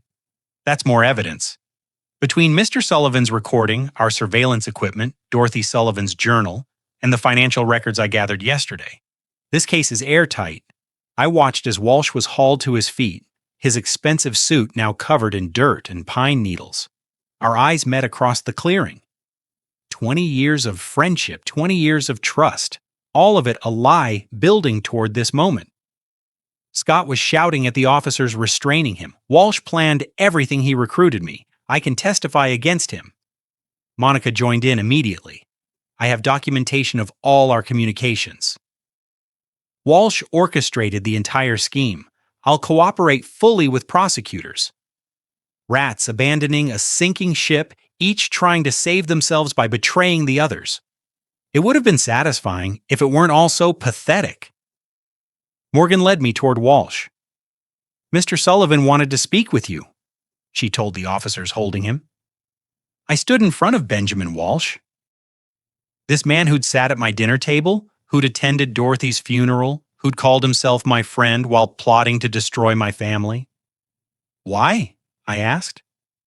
The question seemed inadequate, but it was all I had. Walsh's mask had finally fallen away completely. His face showed nothing but cold calculation. 20 years, Elliot.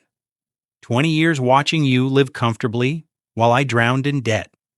Your wife's estate, that insurance money, I earned it through decades of service. I deserved compensation. You deserved nothing, I said quietly. Dorothy trusted you. Madison trusted you. We welcomed you into our family. Family. Walsh laughed bitterly. I was never family. I was the help the attorney you called when you needed something. Never mind that my wife died because I couldn't afford better treatment. Never mind that I lost everything while you complained about property taxes. So you took Dorothy from us. I took what I was owed. No remorse, no guilt, just entitlement. I leaned closer, speaking so only he could hear. Justin is going to grow up knowing his grandmother sacrificed herself to protect him. He'll know his grandfather fought for justice. And he'll know that truth matters more than comfort, that standing up for what's right matters more than staying safe. Walsh's eyes flickered. For just a moment, I saw something that might have been shame. My grandson will never know you existed, I continued. You'll be erased from our family history. Just another criminal who tried to hurt us and failed. Get him out of here. Morgan ordered the officers.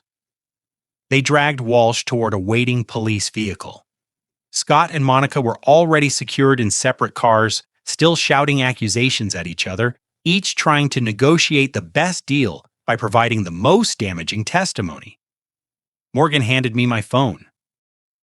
The recording is intact. Combined with everything else, we have more than enough. Will they all be convicted without question? She looked toward the police vehicles. Walsh will likely receive the longest sentence. He was the architect. Scott and Monica might get reduced terms if they cooperate, but they're still looking at decades in prison. We walked back to Morgan's car. The forest clearing that had been a trap designed for my destruction was now a crime scene. Officers documenting everything. Evidence bags being filled, the machinery of justice grinding into motion. As we drove west toward Portland, the morning sun climbed higher over Mount Hood. I thought about Dorothy's final journal entry, "Get justice for what Scott has done." I'd done it. Justice was being served. Walsh, Scott, and Monica would all face consequences for what they'd done to Dorothy, for their conspiracy, for their betrayal. But as the gorge gave way to suburbs, then to the familiar streets of Portland, I felt the weight of it all settling onto my shoulders. Walsh had been my friend for 20 years. I'd trusted him with my family's legal affairs, with our futures, with our lives. That betrayal, that profound violation of trust, would stay with me forever. Justice had been achieved, but healing that would take much longer. 18 months later, 18 months of depositions, legal meetings, and painful healing, I stood outside the Multnomah County Courthouse in downtown Portland. Those 18 months had been a blur of activity and emotion. Madison had filed for divorce within 2 weeks of Scott's arrest. The proceedings were mercifully swift. No one fights for assets when one spouse is facing life in prison for conspiracy and fraud. Scott's property maintenance business had collapsed immediately. His contracts canceled, his assets frozen pending restitution hearings. The defense attorneys had tried every angle. Walsh's lawyer claimed he'd been manipulated by Scott and Monica. Scott's lawyer insisted Walsh had orchestrated everything and his client was just a victim. Monica's lawyer argued she'd been coerced through financial desperation. They'd pointed fingers at each other for months, each trying to shift blame, but the evidence was overwhelming. The recordings, Dorothy's journal, the financial trail, the testimony of pharmacy, staff, insurance investigators, medical experts. Detective Morgan had built an airtight case. Now finally we'd reached trial. I walked up the courthouse steps with Madison on one side and Justin on the other. My grandson was 14, now taller than his mother, his face showing the first signs of the man he'd become. He'd grown up fast in these 18 months, learned things no teenager should have to know about betrayal and greed and the worst of human nature. But he'd also learned about courage, about standing up for truth, about family. The courtroom was packed. Media occupied the back rows. The case had drawn significant attention. Wealthy family betrayed by trusted attorney had made headlines for months. I saw Mrs. Henderson from Thompson's Pharmacy in the gallery, and several of Dorothy's former teaching colleagues. They'd all come to bear witness. The charges were read. First dairy intentional homicide conspiracy to commit insurance fraud, attempted harm against Elliot Sullivan, forgery, elder abuse. The list went on.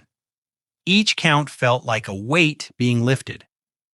The prosecution called me to the witness stand on the second day. I sat there for 4 hours, walking the jury through everything. Meeting Dorothy in high school, 42 years of marriage, her kindness, her dedication to her students, her love for our family, then the final 18 months of her life, the symptoms we'd attributed to heart disease, Scott's devoted son-in-law act the supplements and tease he'd brought her the insurance paperwork. We'd never seen the trust fund established without our knowledge. I described finding Dorothy's journal hidden in To Kill a Mockingbee Bird. Described reading her words, understanding the impossible choice she'd made to protect Madison and Justin. Described the crushing weight of knowing she'd faced her final months alone, terrified, making the hardest decision of her life.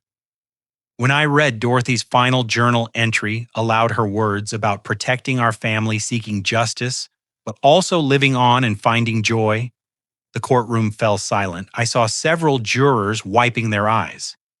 Even the judge looked affected. Walsh sat stone-faced at the defense table. Scott stared at his hands.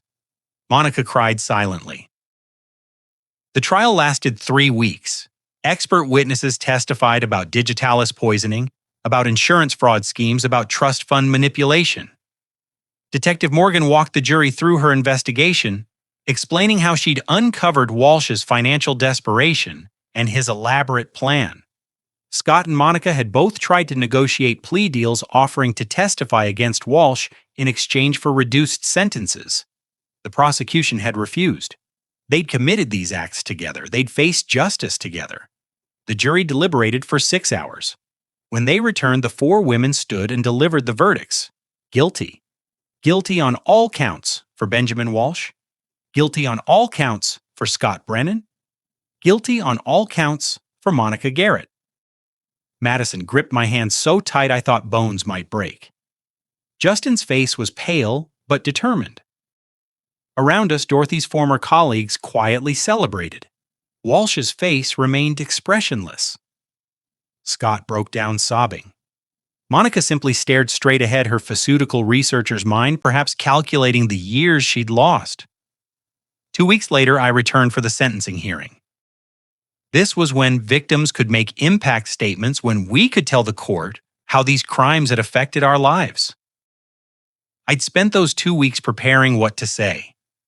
At first, I'd written pages of anger about betrayal, about the friend who'd turned predator, about the son-in-law who'd slowly taken Dorothy from us while pretending to care. But the night before sentencing, I sat in Dorothy's office, now a place I visited regularly, no longer avoided, and read her journal again. Her final words: "Don't let grief destroy you. Live your life. Find joy again." Dorothy Clear's throat hadn't wanted me consumed by anger. She'd wanted truth. She'd wanted justice. But she'd also wanted our family to heal, to move forward, to honor her memory by living well. I realized then what I needed to say. Not rage, not hatred, but truth. The truth about who Dorothy had been. A teacher, a mother, a grandmother, a woman of grace and courage. The truth about what these 3 people had taken from us. The truth about the choice Dorothy had made and why it mattered. Tomorrow, standing before the judge, I would speak that truth. I would make sure everyone in that courtroom understood who Dorothy Sullivan had been and what her sacrifice had meant. Justice had been achieved with the guilty verdicts. But healing required something more. It required honoring Dorothy's memory by speaking her truth with clarity and love, not just anger. Tomorrow I would do exactly that. The sentencing hearing began at 9:00 on a gray November morning. Judge Elizabeth Monroe presided, her expression grave, as she called the court to order. Walsh, Scott, and Monica sat at separate defense tables, each flanked by attorneys and marshals. Madison and Justin sat in the front row behind me. My daughter squeezed my hand once before I stood to approach the podium, where victims were invited to speak. I'd written nothing down. Dorothy's words were in my heart. Her truth was what mattered. "Your Honor, my name is Elliot Sullivan. Dorothy Ann Sullivan was my wife for 42 years. My voice was steady.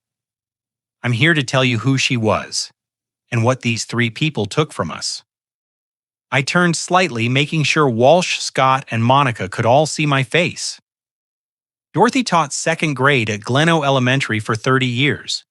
She shaped hundreds of young lives, taught them to read, to think, to be kind.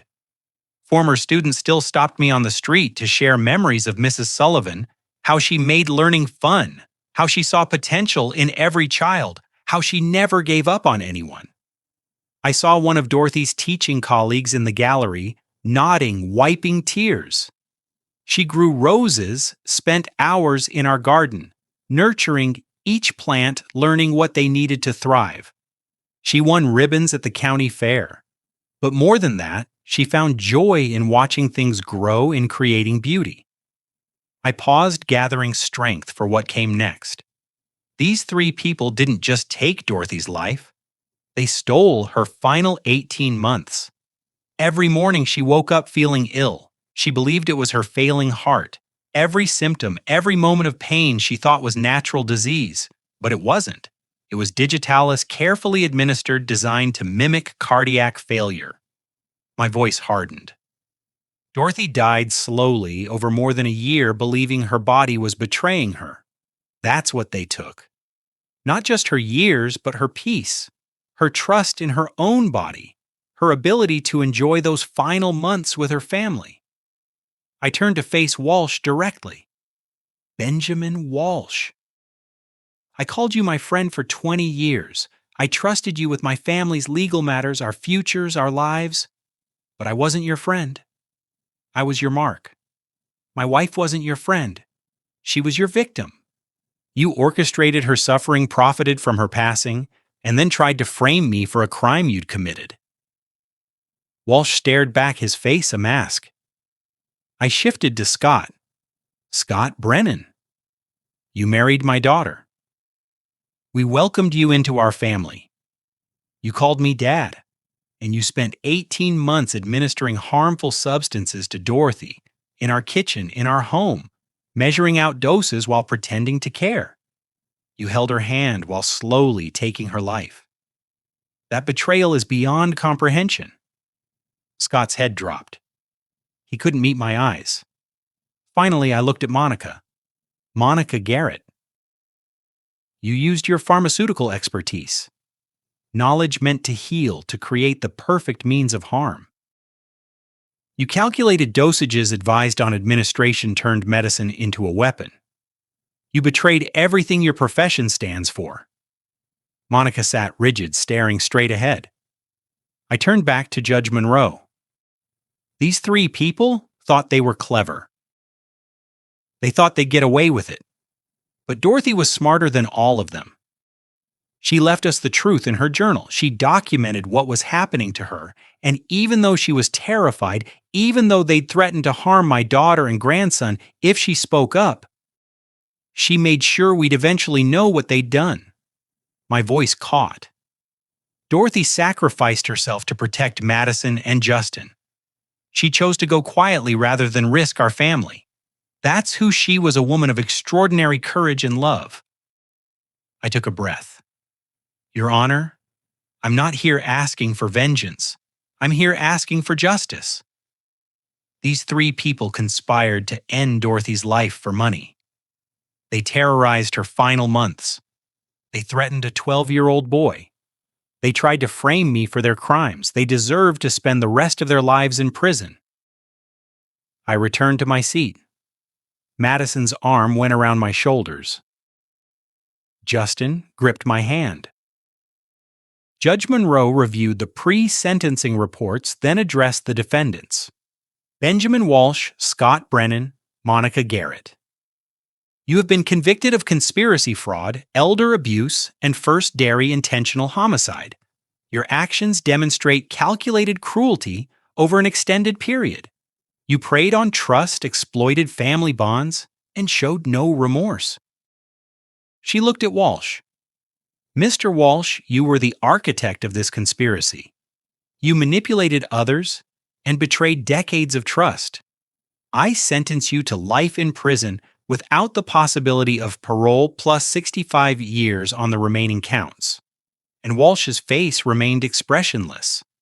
Life without parole meant exactly that he would never leave prison. Scott Brennan, you administered the substances that ended Dorothy Sullivan's life. You betrayed your wife, terrorized your son, and showed sociopathic disregard for human life. I sentence you to life in prison without the possibility of parole plus 45 years. Scott's shoulders shook. Too late for tears now. Monica Garrett, while you were not the primary architect, your expertise made this conspiracy possible. However, your cooperation with investigators and testimony against your co-conspirators warrants some consideration. I sentence you to 25 years to life in prison. The gavel struck. Marshals led all three away. Walsh walked with his head high. Scott stumbled. Monica looked back once at the gallery, her face pale. We left the courthouse into cold November rain. The media shouted questions, but Detective Morgan and her officers cleared a path to our car. As we drove away, I caught my reflection in the car window. An old man with lines carved deep by pain and battle. Gray hair, tired eyes, weathered face. But there was something else in those eyes now. Peace. The people who'd taken Dorothy from us would never leave prison. Walsh would grow old behind bars, his elaborate plans reduced to nothing. Scott would spend decades reflecting on what he'd destroyed. Monica would serve her time, knowing her brilliance had been wasted on cruelty, and our family had survived. Madison was rebuilding her life. Justin was growing into a strong, principled young man. We carried Dorothy's memory with us not as a burden of grief, but as a legacy of love and courage. Justice had been served. Now finally we could begin to heal. 2 years after the sentencing, on a quiet Saturday morning in late May, I knelt beside my 16-year-old grandson in what everyone now called the Dorothy Memorial Garden. "Grandpa, this Julia Child rose needs more mulch," Justin said, carefully, spreading organic matter around the base of the pale yellow bloom. At 16, he had grown into a thoughtful young man, tall like his father once was, but with Dorothy's gentle eyes and Madison's steady determination. "Your grandmother always said Julia Child roses were the most forgiving," I told him, watching his patient hands. "She'd be proud of how you're taking care of her garden." Over the past 2 years, the backyard had transformed completely. What was once Dorothy's quiet sanctuary had grown into a full memorial garden that brought our family together every week, benches lined stone paths. Nearly 40 rose varieties bloomed in careful rows. Each plant represented a student Dorothy had taught, donated by former second graders, who were now adults wanting to honor Mrs. Sullivan's memory. I was 70 now, my knees complaining more than they once had. But I wouldn't trade these Saturday mornings for anything. Gardening beside Justin, passing on what Dorothy had taught me about patience and growth, had become the most meaningful part of my week. "Mom's here," Justin said, glancing toward the house. Madison stepped onto the porch, followed by a man I'd come to respect deeply. Michael was an architect, quiet, thoughtful, nothing like Scott's shallow charm. He treated Madison with genuine kindness, and had taken time to earn Justin's trust before ever discussing a future. "Dad, can we talk to you?" Madison asked. We gathered on the porch. Michael took her hand, the simple gesture revealing more sincerity than words ever could. "We'd like to get married here," Madison said softly, gesturing toward the garden in Mom's garden. "This summer, if that feels right to you." My throat tightened. "Your mother would have loved that." "I know this space is sacred," Michael added. "We wouldn't want to do anything that felt disrespectful." "It's not about that," I said. Dorothy believed gardens were for life, for beginnings. She'd be thrilled. Justin grinned. "So I have to wear a suit?" "Absolutely." Madison laughed, ruffling his hair as he protested. A car pulled into the driveway. Detective Lisa Morgan stepped out, someone who had become a trusted friend since the trial. She visited every few months, not as an officer, but as someone who cared. "Hope I'm not interrupting," she said. "Never," I replied. Coffee. Over mugs at the kitchen table, Morgan gave us updates on the people whose conspiracy had nearly destroyed us. "Monica Garrett will be eligible for parole in 23 years, she said. "She's been teaching chemistry in prison." "At least she's doing something useful," Madison said quietly. "Scott Brennan is in a medium security facility," Morgan continued. "No parole. He's not adjusting well." Justin stiffened.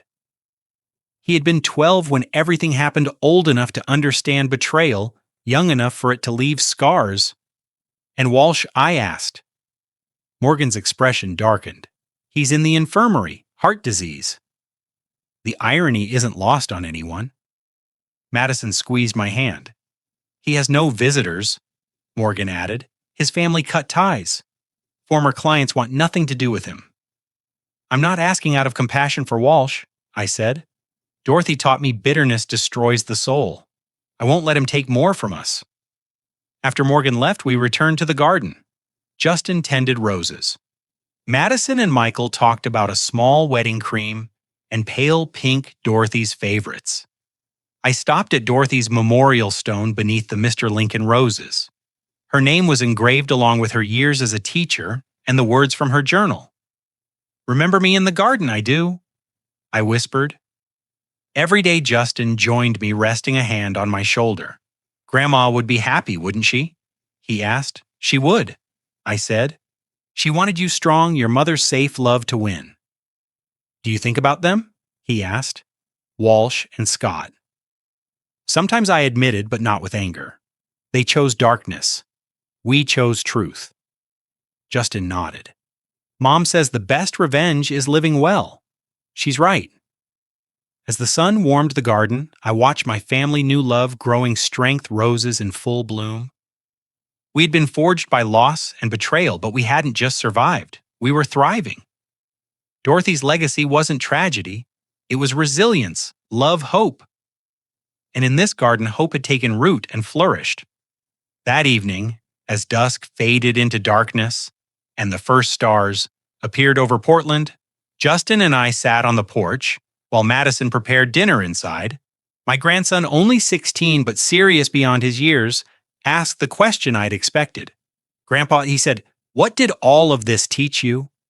Was finding the truth really worth the pain?"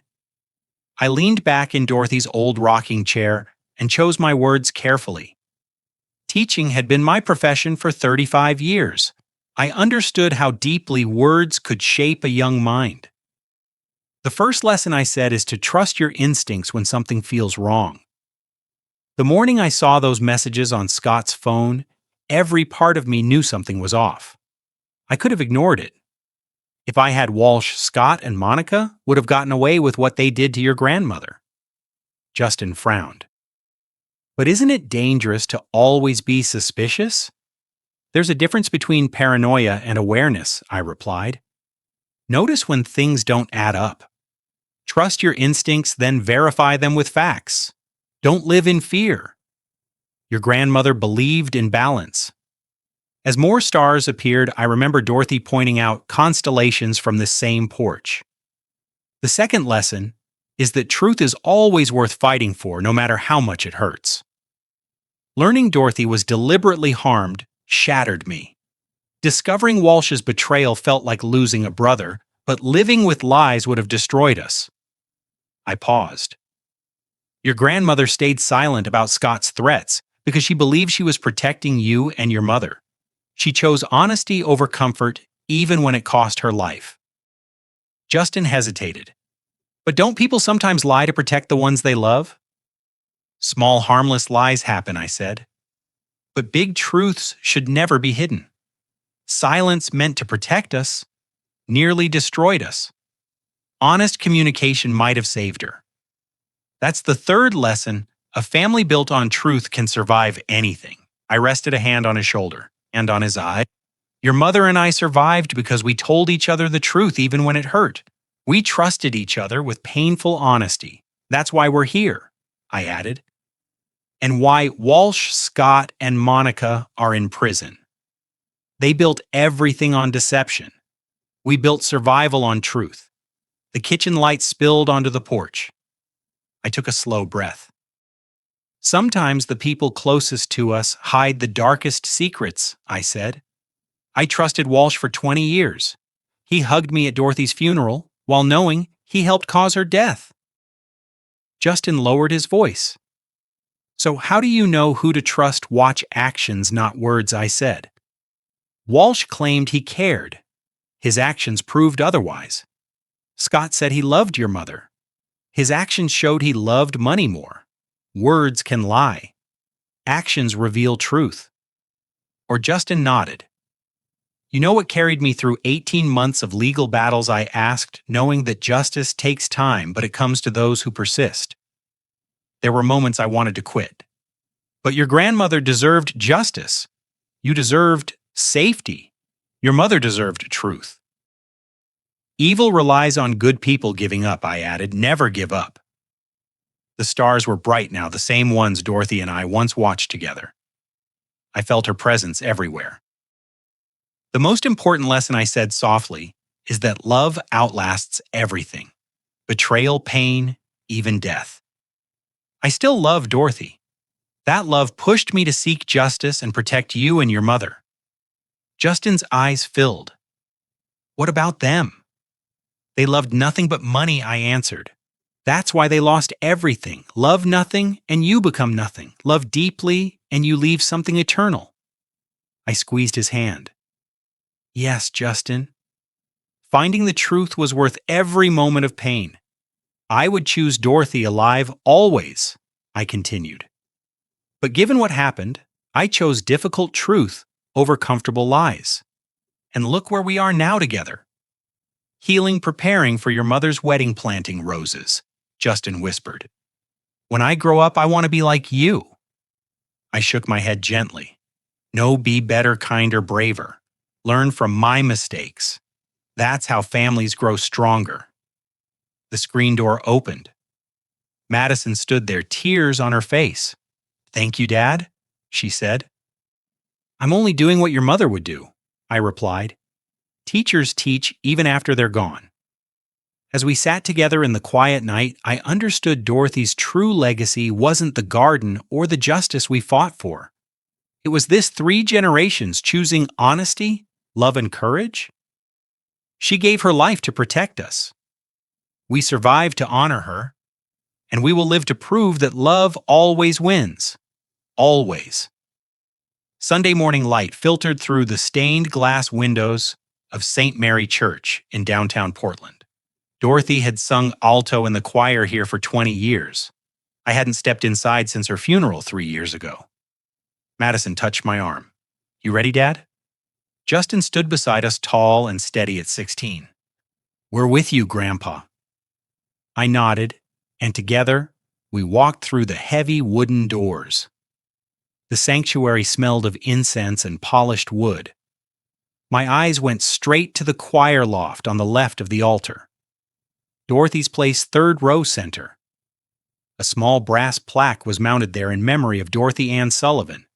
1954, 2023, her voice lifted our hearts to heaven. Madison squeezed my hand. Mr. Sullivan, Mrs. Garcia hurried over, her face warm. Elliot, it's so good to see you. We've been praying for your family. Thank you, Rosa. Dorothy would be proud of you, she whispered. What you did bringing them to justice took courage. Others followed. Parish council members, families, Dorothy had taught in Sunday school. Choir friends each offered a quiet word, a hand on my shoulder, a reminder that we still belonged. We sat 3 rows back, not in our old pew. Justin sat between Madison and me. Father Patrick entered his white vestments, glowing in the morning sun. He had presided over Dorothy's funeral. I remembered almost nothing from that day except his steady voice. His homily was about justice and mercy. We live in a world that mistakes mercy for weakness, he said, and justice for vengeance. But the gospel calls us to both. Justice without mercy is cruelty. Mercy without justice is enabling. The words settled heavily in my chest. Forgiveness doesn't mean forgetting, he continued. It doesn't deny the harm. It means refusing to let hatred consume us. It means trusting that God's justice is greater than our anger. I thought of Dorothy's diaries. In her final months, she wrote about justice, not forgiveness. Make them answer. Protect our family. Dorothy wasn't weak. She demanded accountability. And she was right. But she also lived forgiveness. I knew that from the grace she showed throughout her life. I wasn't there yet. I didn't know if I would ever forgive Walsh Scott and Monica. But the rage that once drove me had faded. What remained was grief and resolve. Father Patrick said, God works through people, through investigators who uncover truth, through courts that deliver justice, through families who refuse to be destroyed by tragedy. I thought of Detective Morgan, the prosecutors. Madison testifying, Justin, hearing truths no child should hear. God hadn't stopped Dorothy's death, but perhaps God worked through what followed. At communion, my hands trembled as Father Patrick placed the host in my palm. The body of Christ. Amen. Tears fell. Dorothy, I did what you asked. I got justice. I don't yet know how to forgive. Teach me. I felt no answers, only peace. After Mass, Father Patrick invited me into his office. How are you doing, Elliot? He asked. Better, I said. I think I'm finding my way back to faith. She had deep faith, he said. She asked me to fight for justice, I said. I did. But forgiveness is harder. Forgiveness isn't about them, he said gently. It frees you. It doesn't excuse evil. What happened wasn't God's will, he added. It was human evil. But you chose justice and love. She endured so Madison and Justin would be safe, I said. Then she lived her faith, he replied. Before leaving, Madison showed me a notice in the parish bulletin. The Dorothy Sullivan Memorial Fund has provided musical instruments and lessons to 15 children this year. She's still here, Madison whispered. Justin lit a candle. Madison lit one. I lit a third. Driving home, sunlight broke through the clouds. I still grieved. I still had questions. But I had something stronger now. Faith, not certainty, but trust. Trust that love outlasts death, that truth matters, that Dorothy's legacy would endure. Dad, Madison asked, "You okay?" I smiled. "Yeah, I think I am." 3 simple truths guided us through the darkest time of our lives.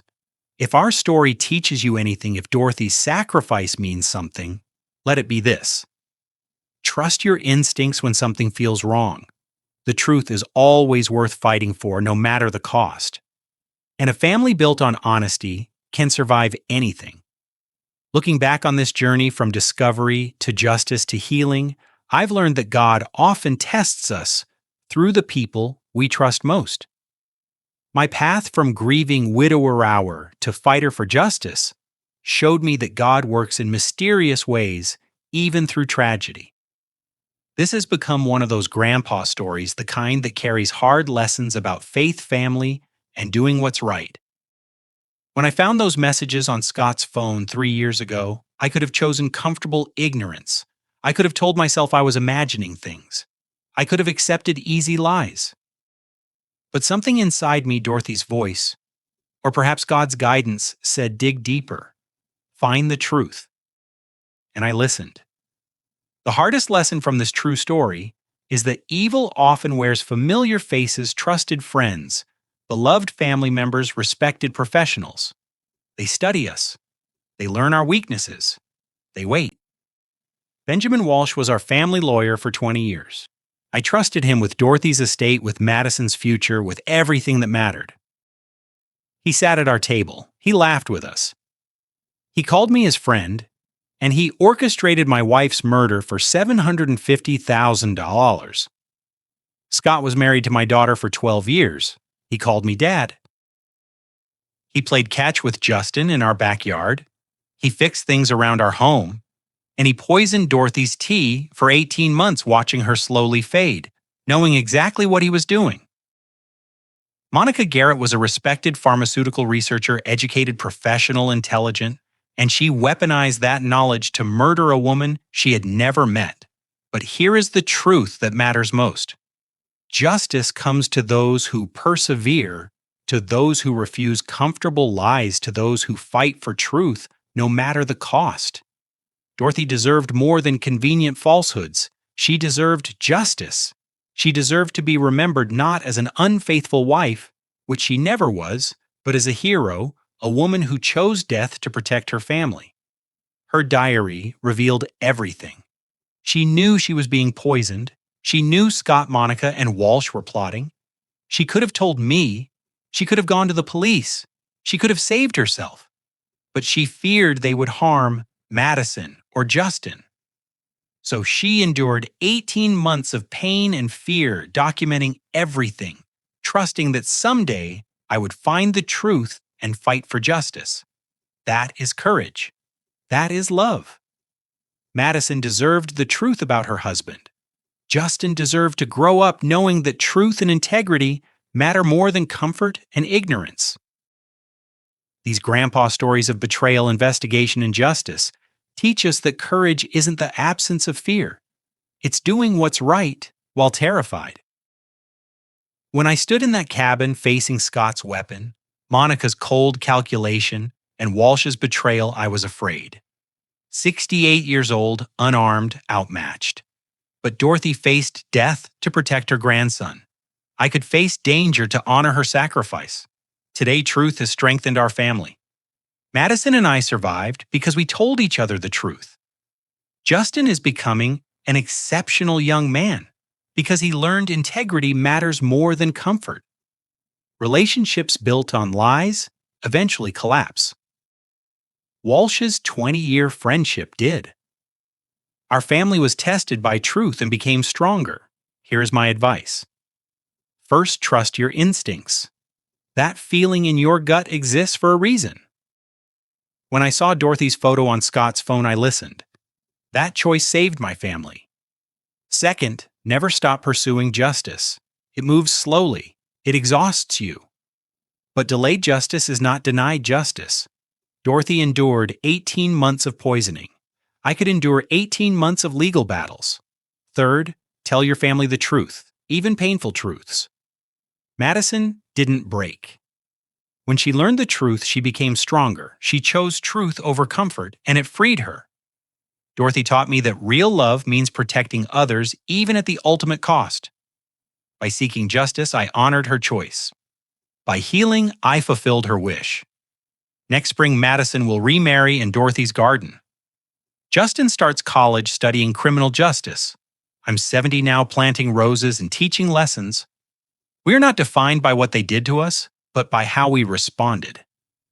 They took Dorothy's life. They couldn't take her legacy. The real victory isn't prison. It's that we survived, we healed, we love. Because in the end, only one thing truly matters.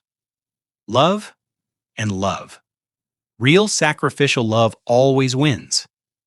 Looking back at this family story, I see a man who almost lost everything because I trusted too completely. Don't be like me. Don't assume that 20 years of friendship means someone can't betray you. Don't believe that family titles, son-in-law, trusted advisor, respected professional guarantee loyalty. God placed this family betrayal in my path, not to destroy me, but to teach me discernment. The Almighty showed me that evil doesn't announce itself. It wears familiar smiles and sits at your dinner table. Here's the hardest lesson I learned from this family story. Verify what you trust. I love Dorothy, but I never questioned why she handled all our finances. I trusted Walsh, but I never asked to see the insurance policy documents. I welcomed Scott into our home, but I never wondered why he was always offering Dorothy special teas. This family betrayal taught me that healthy relationships require both love and accountability. God gives us instincts for protection. Honor them, ask questions, review documents, notice behavioral changes. It's not paranoia, it's wisdom. Don't wait until you find a devastating photo on someone's phone to start paying attention. Don't wait until your loved one is gone to demand transparency. Don't wait until evil has already won to start fighting back. If this family story resonates with you, if you've ever felt that sickening intuition that something's wrong, listen to it. The Lord speaks through that discomfort. Investigate with love, but without naivety. Protect your family with both faith and vigilance. The deepest family betrayal often comes from those closest to us. That's why we must balance trust with wisdom. Now, I want to hear from you. Have you ever ignored warning signs about someone you trusted? What made you finally pay attention? Share your experience in the comments below. Your story might save someone else's family. And if this resonated with you, please subscribe and share this channel with others who need to hear Dorothy's truth. Together, we can prevent more tragedies.